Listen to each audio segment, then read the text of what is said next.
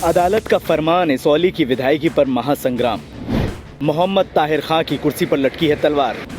ओम प्रकाश पांडे बजरंगी ने किया करारा वार। 20 सितंबर को होगा ताहिर और बजरंगी में महामुकाबला।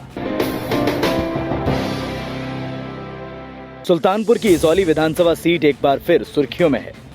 हालांकि समाजवादी पार्टी के मोहम्मद ताहिर खान इसौली से निर्वाचित विधायक हैं, लेकिन महज 279 वोट से चुनाव हारे भाजपा के ओम प्रकाश पांडे बजरंगी ने मोहम्मद ताहिर खान की विधायकी में पेच फंसा दिया है। हाईकोर्ट लखनऊ ने अहम फैसला सुनाने के लिए 20 सितंबर की तारीख तय की है। दरअसल ओम प्रकाश पांडे बजरंगी ने वोटों की काउंटिंग में गड़बड़ी को लेकर हाईकोर्ट में रिट दाखिल की है। उन्होंने इसौली विधायक मोहम्मद ताहिर खान को भी पार्टी बनाया है। ताहिर खान भी वकीलों की फौज के साथ मुकदमे में हाजिर हो चुके हैं। यही वजह है कि इसौली की कुर्सी को लेकर एक बार फिर तमाम तरह की चर्चाओं का दौर चल पड़ा है। भाजपा प्रत्याशी ओम प्रकाश पांडे की माने तो अदालत का फैसला उनके पक्ष में आएगा, क्योंकि मतगणना में वाकई गड़बड़ी की गई थी। उन्होंने बताया कि हाईकोर्ट ने मोहम्मद ताहिर खान को 5 सितंबर तक जवाब दाखिल करने का समय दिया है और अगली सुनवाई के लिए 20 सितंबर की तारीख तय की है। प्रक्रिया संपन्न होने के बाद 10 मार्च को काउंटिंग हो रही थी। तो काउंटिंग में उस समय गड़बड़ी की जा रही थी।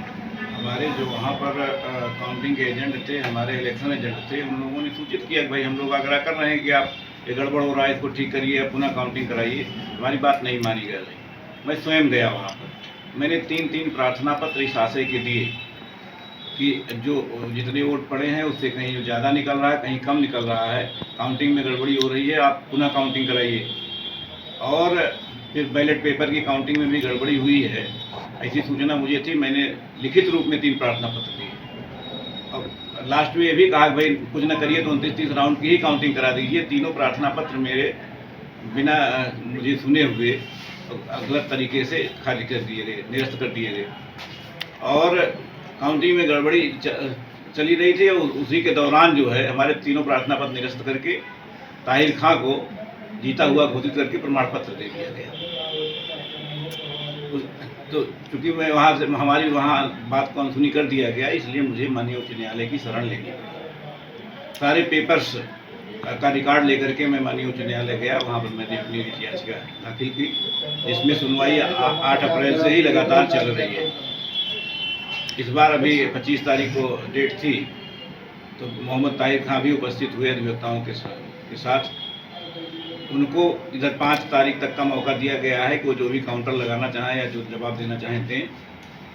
और उसके बाद एक सप्ताह का समय दिया गया है कि जो उनका जवाब आए उस पर किसी कुछ कहना हो कहा है। 20 तारीख की तिथि नियत की गई है कि उस दिन माननीय अदालत में सुनवाई इस विषय की। जो अभी तो मौके पे जब उनको विधायक माना जा रहा है, तो जो कार्य कर रहे होंगे तो ठीक है, अपना करें, उससे क्या बहुत ज़्यादा।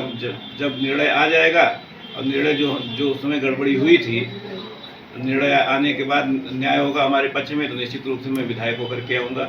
सुना आपने, इसौली की विधायकी को लेकर हाईकोर्ट में चल रही सुनवाई को लेकर भाजपा प्रत्याशी ओम प्रकाश पांडे बजरंगी किस कदर उत्साहित हैं।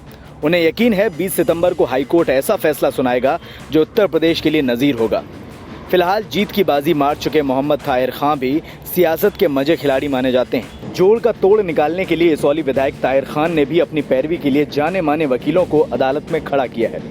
इसौली की कुर्सी को लेकर कानून की किताबें पलटी जा रही हैं और सबकी निगाहें 20 सितंबर पर टिकी हैं। देखना होगा कि 20 सितंबर को कोर्ट किसे इसौली का विधायक तय करती है। देश दुनिया की ताज़ा तरीन खबरों से रूबरू होने के लिए सब्सक्राइब कीजिए आपका अपना चैनल NDTV भारत।